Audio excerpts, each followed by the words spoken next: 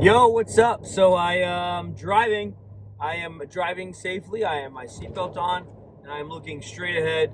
I am not looking down at the camera like that. So I thought I would give you guys a. I don't know when I'll have time to do it this week in terms of like a writing it out, how I've done in the past, but just a dealer's perspective, a dealer. I won't call it a vlog, but just a response to the National in 2021. In Chicago at the Rosemont Convention Center. My name is Jameel. If you don't know, I own a shop in Gainesville, Florida, and the shop is called the Meelypops Shop. And so, if you can't handle the steering wheel here, I'm sorry. That's how this video will go. But I wanted to touch on some points from the National from my side, a dealer side. I think that that's not always shared enough, and I think that people sometimes find that these can be helpful. A lot of learning from these things. As you guys can see, my voice is not here. I've lost my voice, but it is slowly coming back to me. So as it comes back to me, you guys can let me know when you think I don't sound like a chain smoker. Anyway, let's talk about the National. Let's talk about the first off thing is the atmosphere. And I mean, there's nothing to compare it to. I mean, I wish I could say, hey guys, this is what it's like. And some people have said to me that we're at the 90s Nationals, late 80s, early 90s Nationals, that this was comparative to that, but I would disagree. Because where the market is and where we are at with the internet, comping of things, just pricing, value, there's nothing to compare what this atmosphere was like. Additionally, having people educated in the card world that are showing up to this event. I don't know if the final number was around 100,000, but I had heard that that's how many tickets were kind of sold. I mean, that just blows anything out of the water, right? People were so friendly. People were so excited to be there. People were enjoying themselves. I think that some people who had never sold before, who were looking to come and dump a bunch of stuff, realized very quickly that it was not going to be easy to do that. Also, Panini was unable to really have the silver pack and VIP gold pack thing go on, which they always do. So that was kind of a bummer. But with all that said, I think the event was held well. I think people were respectful of one another for the most part. I think people were respectful of booths and what was going on for the most part. And I was just an overall a success. Outstanding success. I don't know how to put it any other way. So the atmosphere was great, man. It was awesome. Every night there was something going on after the National. Many of you, I heard there were impromptu trade nights that sprung up. I heard that there were major deals done after hours, major sales that were done after hours. All those things are so great.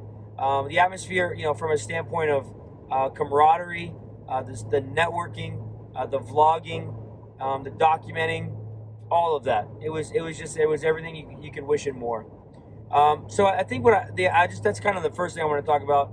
There's probably about 4 or 5 different things I wanted to mention, as a dealer perspective.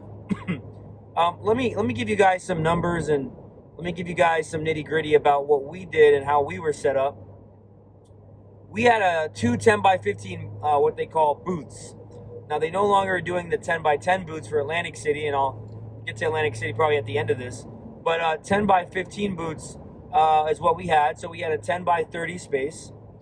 And many of you may know, especially my friends and family on Blowout, 2 years ago in Chicago, we had a theft. It's a big issue. Lost a lot of cards. Have a really cool story coming about that very soon. And I'll just give you a sneak peek. But it's partially how I obtained one of the cards that were stolen from that. Back at the same area. It's going to come out on our YouTube channel soon, the Card Shop Show. But I'll leave it at that. It's just such a cool story about the hobby, and I can't wait to share that with you. But that was in the back of my mind. So I want to talk about booth setup, and I want to talk about security and why we did what we did, and watching other booths. So we had that setup, and the back side of our setup. What I did is I brought 3 8-foot tables with us in these giant SUVs that we're driving. And we laid them across the back so we could put up our 20-foot banner sign that we bought. And I bought that for two purposes. One, because I wanted to kind of create a wall. I don't want to, have to worry about what happened in 2019. Maybe a little anal OCD about that. But the truth is, I just didn't want that to be recreated. So what we did is we had this massive Meelypops banner. Had a lot of compliments from it. Fish from Blowout came up to me. Adam came up to me. A lot of people, just saying, hey, man, this is a real good presence for you. You really knocked it out the park, and I'm thankful for that. I'm thankful that we had the funds to buy that, because I think it really became a landmark for people. People telling me that they were using it as a place to meet up with people and stuff, which is so cool, and I love that. We had 18 showcases in a U display, and then we had the banner behind us, and I rented a safe. Now, the U display is mainly showcase stuff, but we had some deal boxes in the one corner, deal boxes that were being watched constantly by people. Sure, there may have been some theft there. It's almost impossible to know, but it was really cheaper stuff that we wanted to give people deals on. So if you came by and you got some stuff at the deal area, please give us a shout out. Let us know what you found. It was 50% off for the first 3 days, and the last day it was 70% off and 50% off slabs. So it was awesome. We just giving people deals. Had fun with that. My father, 1, 2, 3, 4 employees. A good friend named Tim, who's kind of like an employee, but he doesn't really work for us. He's just involved in a lot of things. We manned the booth, my wife and myself as well. And then on the other part of the U, it was kind of our buying area.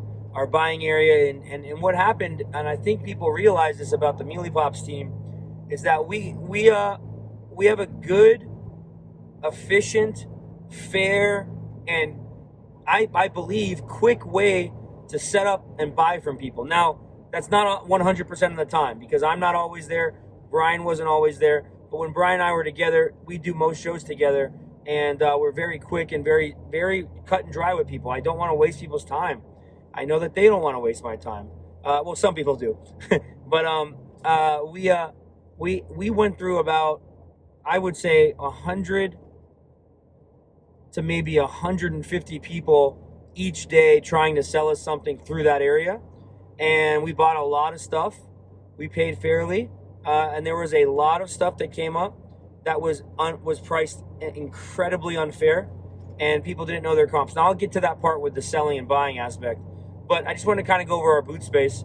Internally in our booth, we had about 8 chairs. We had stuff tucked away underneath, mainly the cardboard box that we brought stuff in, and snacks, and we had a refrigerator that the safe guy hooked us up with. So it was a really cool experience. Had a really good setup, and I think for anybody doing card shows, especially the national, you just got to pony up, maybe split it with some people, and rent a safe. The guys who rent the safes are great. The guy we met, he was super kind, super helpful. I really strongly recommend that, or bring your own safe.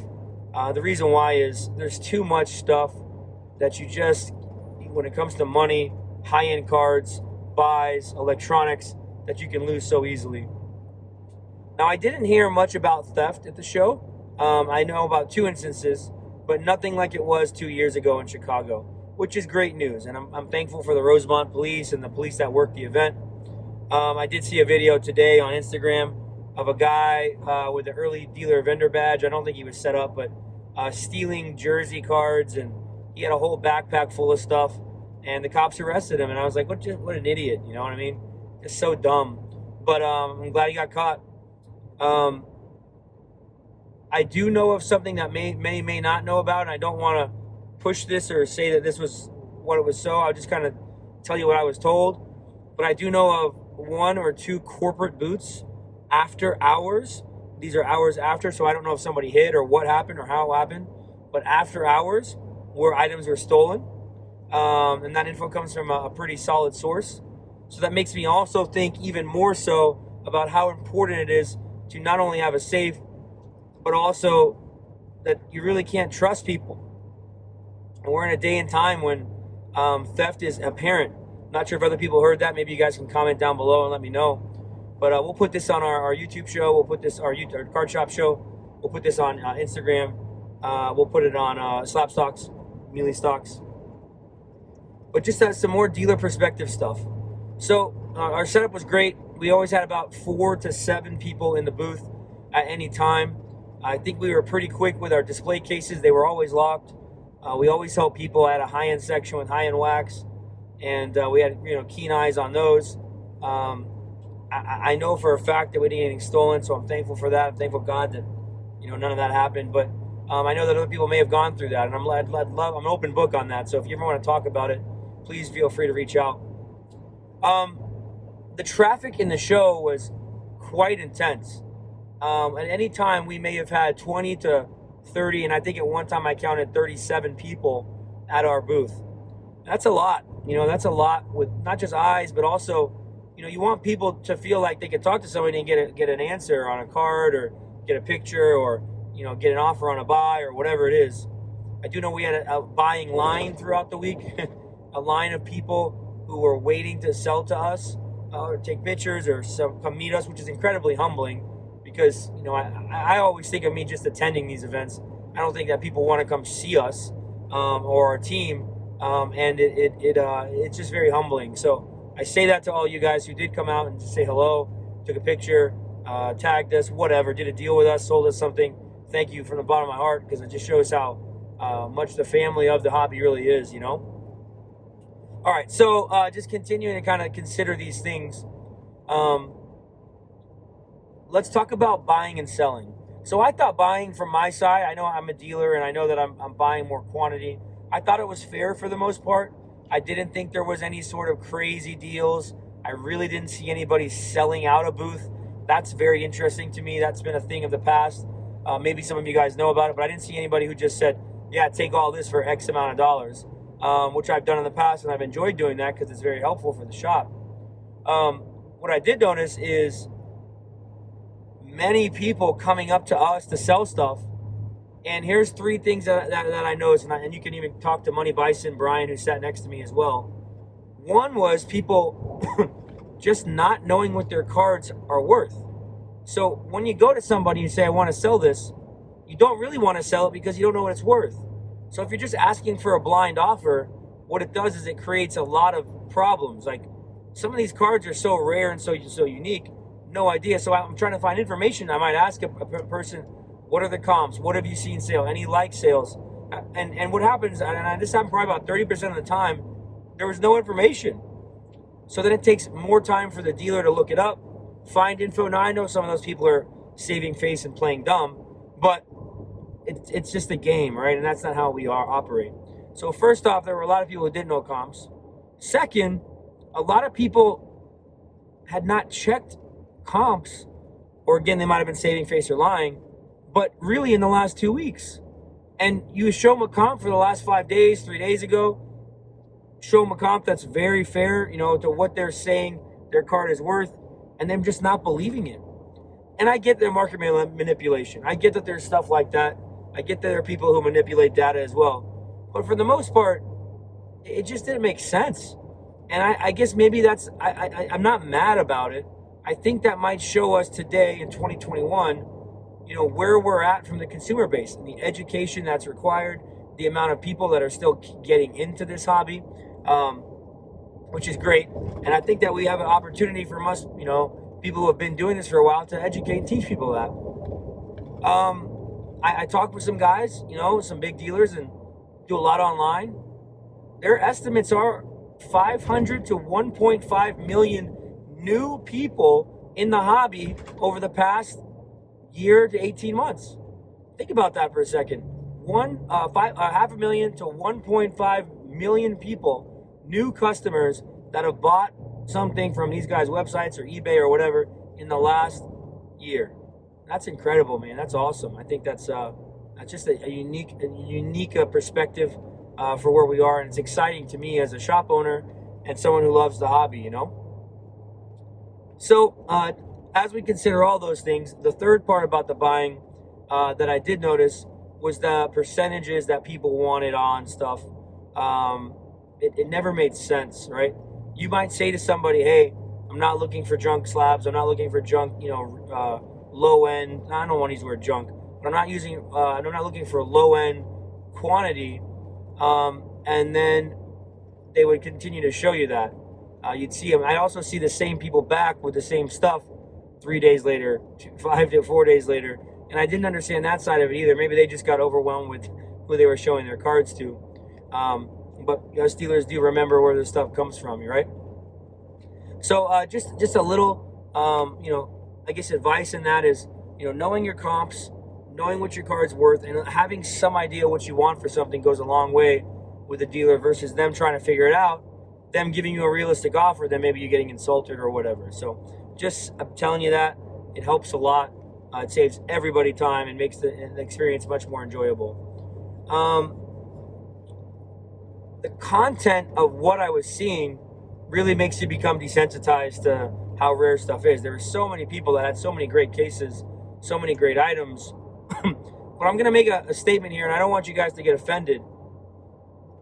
But a PSA 10 Luka Doncic silver is not that rare or special of a card anymore. An Acuna PSA 10 Topps update, PSA 10 bat down, not that rare anymore. I'm saying this to you guys because I feel like I saw so many of those cards, and I as a card shop owner, you only see so much of that. But then you realize how many Kobe autographs there really are, how many LeBron autographs there really are. How many cards are signed by so many people in so many ways. Here's another one. How many parallels there are that are low numbered and look like they're worth a ton of money, but really they're not. Select Basketball just came out, 135 parallels for every single card, 35 one-of-ones for every player. Black Ice Pulsar Mamba, what is that, right? So I guess what I'm sharing in that element is the things that we once thought were rare and were once maybe super sought after are not so as much. And there's so many different parallels to that when you're going to sell that stuff or trade that stuff, remember, it may be incredibly rare to you, but that may not be the case with many dealers. They may have seen that or some iteration of it so many times. Hopefully that makes sense. I'm not trying to make anybody feel like their cards aren't worthy. That's not what I'm saying at all. I'm trying to explain the variance and the lack of not the lack of variance, the too much variance within the same kind of card across the market. Panini, Topps, Upper Deck, Leaf, everything, right? All right, so let's get to another point, which I think is important, and that is the buying side. So my side of things, what I notice, and I think this is probably one of the most, maybe a lot of people will want to hear this because they do shows and stuff like that. The National this year, I think we were priced well on stuff, but our high-end stuff that was really rare, we had a price, we asked people to give offers, yada, yada. I found that the best stuff that was selling were cards that were between that $400 range for our booth and that like $2,000 range. Did we sell cards that were over that? Absolutely. Did we sell cards underneath that? Absolutely. Did we bring a lot of cards under $200? Not a lot, but we had boxes of it. We sold some of that.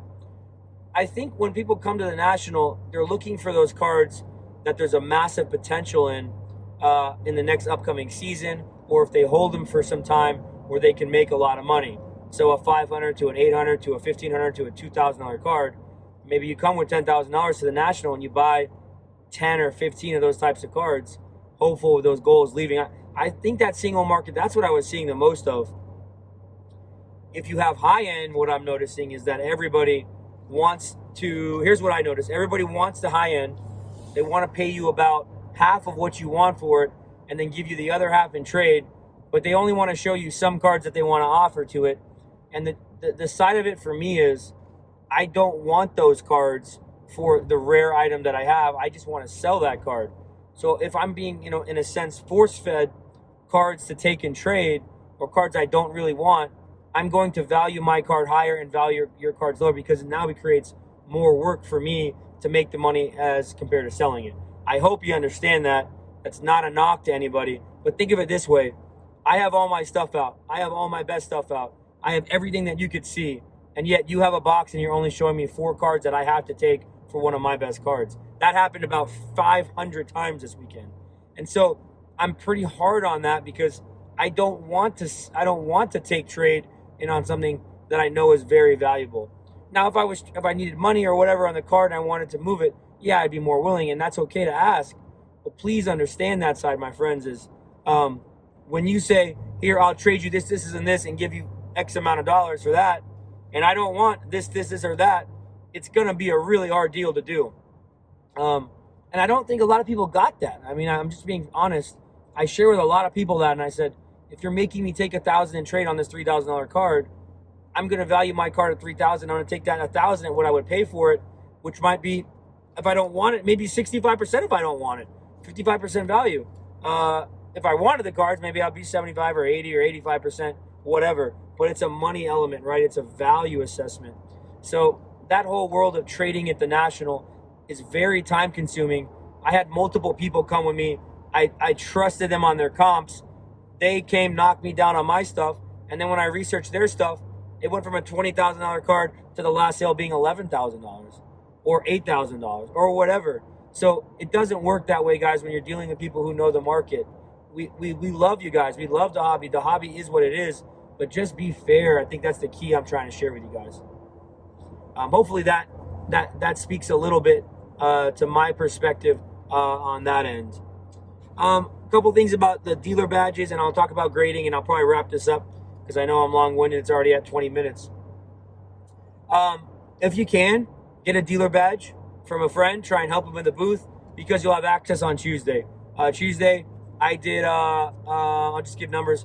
I sold, I want to say it was like $29,000 in sales. I bought about $15,000 in cards on a day that was supposed to be only for just setting up, right? I actually didn't leave my booth that day to go buy much. It was just stuff that walked up and stuff that I sold. Tuesday is a key day, guys. It's the early setup day. If you can help a friend set up and get an early setup, do it. If you're a dealer who's thinking about coming to the show, don't come on Wednesday and set up. It's such a bad move. Do it on Tuesday, have Wednesday and be ready. Tuesday was a busy day. Everybody's trying to get in and out. Wednesday got crazy. Wednesday night for those 4 hours with the VIP, incredibly nuts. Thursday, I thought was the busiest from the selling, buying side. Friday was busy, but in spurts. And then Saturday was chaos. And then Sunday was pleasantly busy. And I even sold cards.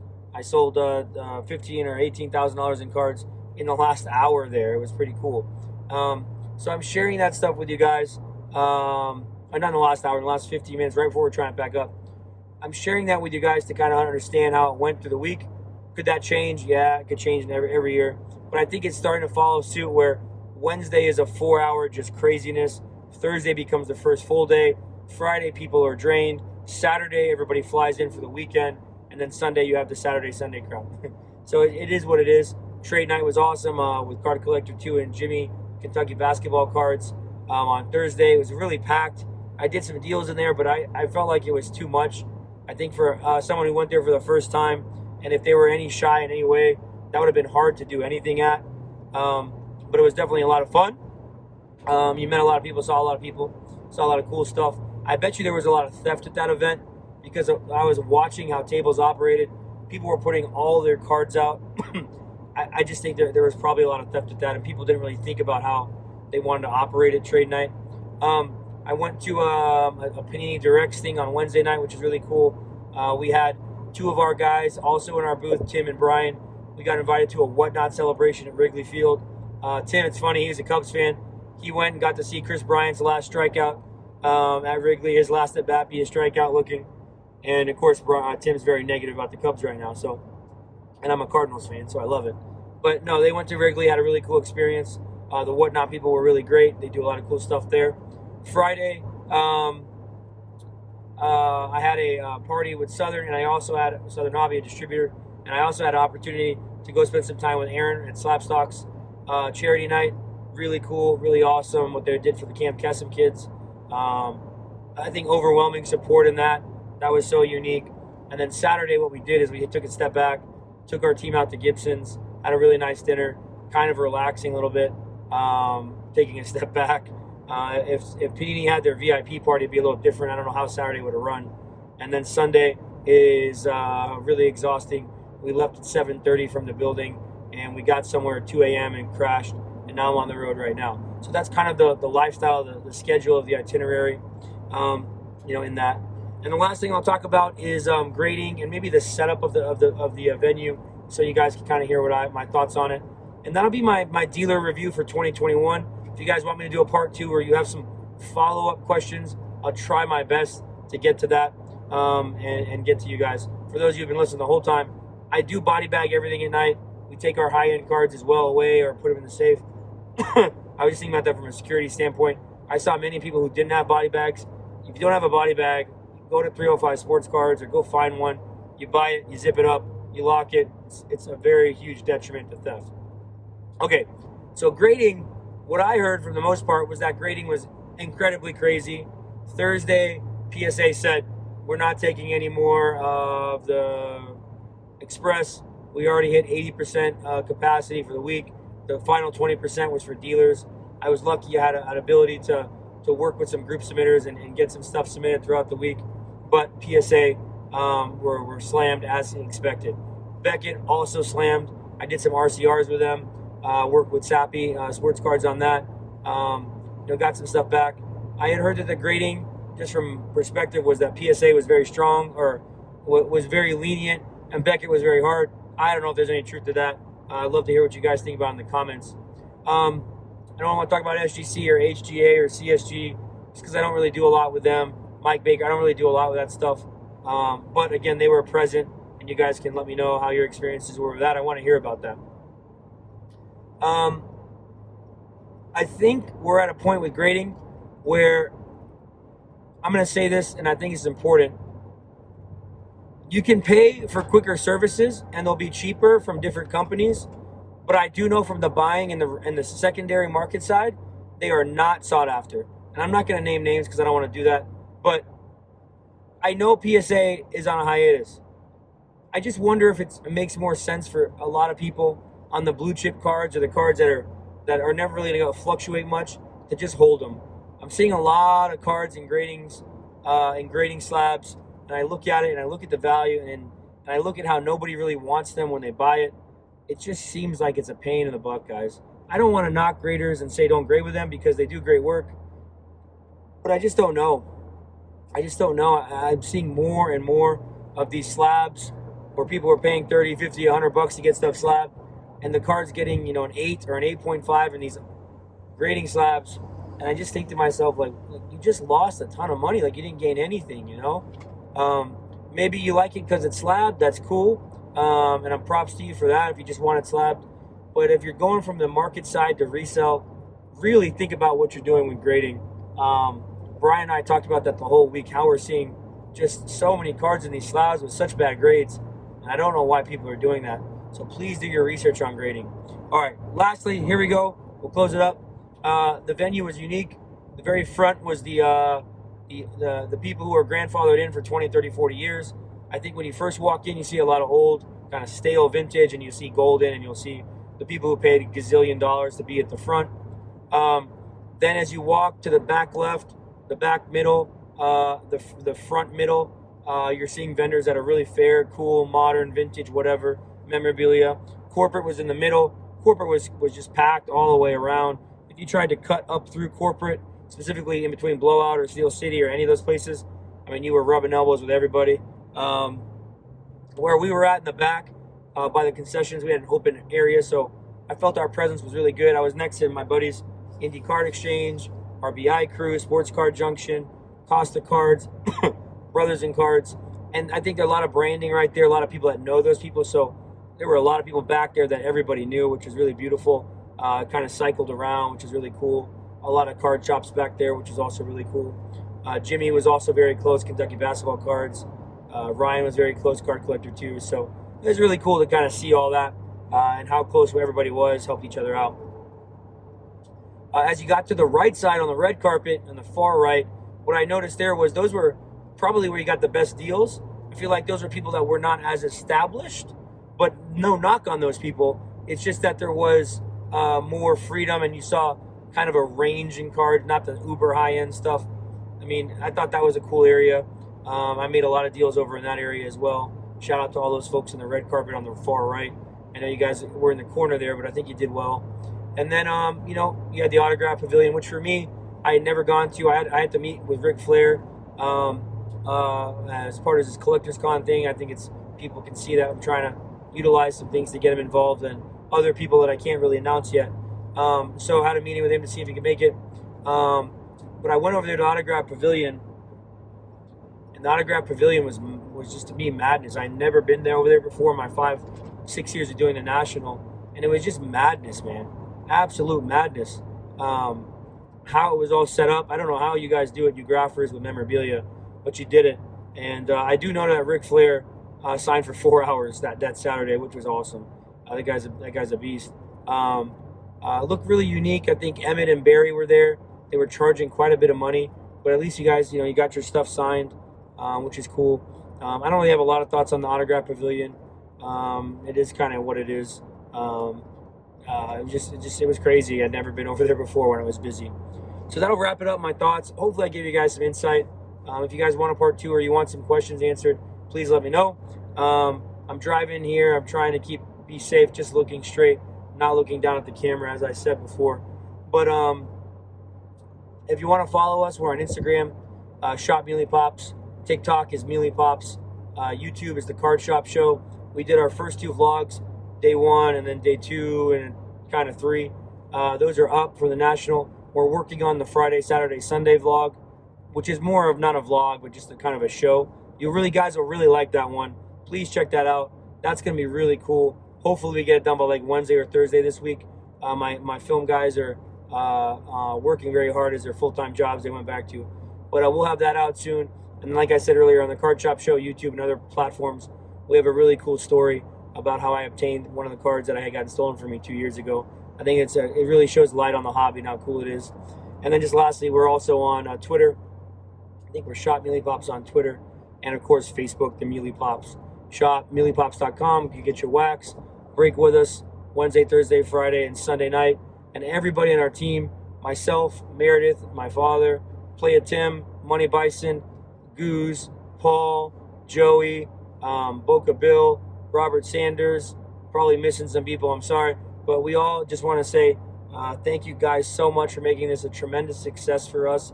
Thank you so much for really just being there, supporting the Meelypops kind of movement. I've met so many of you from Meelypops Madness, which is one of our sales that we do on Instagram, and we moved some to TikTok. We'll have another one of those in 2 weeks. Meelypops Madness was crazy. And everybody has said to me how enjoyable that experience is, to buy cards in a safe environment, have fun, get deals, be sniped or snipe somebody else. Just the wildness that is Meelypops Madness. Met so many of you from that. Had a lot of you talking about the Card Shop Show and how you appreciate what we're doing on YouTube. Please subscribe to that channel and tell other people. And then lastly, many of you talking about SlabStox vlog or podcast that we do called Mealy Stocks. All right, guys, I think I'm going to call it. This has been a long bit of information, but thank you guys. The Chicago National is awesome. We will see you in Atlantic City. It is sold out. It was wild getting our booth for that event, but I'm looking forward to the Atlantic City National in 1 year, and I'll see all of you there. Can't wait for you guys to get there. All righty, God bless. Meelypops out.